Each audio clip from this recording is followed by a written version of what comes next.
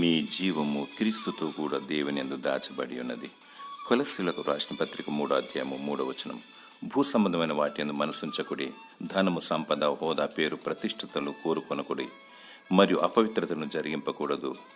దురాశ, ధనాపేక్ష, కామతురత, జారత్వమును చంపివేయడి. కోపము, ఆగ్రహము, దుష్టత్వం, దూషణ, భూతులు విసర్జించుడి.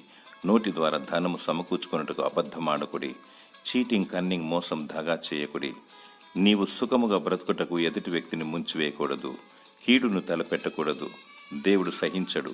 పాపమును, శాపమును కొని తెచ్చుకొనకూడదు. దేవునికి లోబడి దేవుని ప్రేమించు, దేవుని వాక్యాన్ని ధ్యానించు, ఆయన కట్టడలను, విధులను పాటించు, త్యాగం చేసి దేవుని మహిమపరచు. ప్రభువైన యేసుక్రీస్తు ప్రత్యక్షతలు ఎత్తబడదవు, లేనిచో వీడవబడదవు, నిత్య నరకాగ్ని పాలవుదువు. దేవుని ప్రేమించుము, తోటి మానవుని ప్రేమించుము. దేవుడిచ్చు బహుమానం కొరకు వేగిరపడము.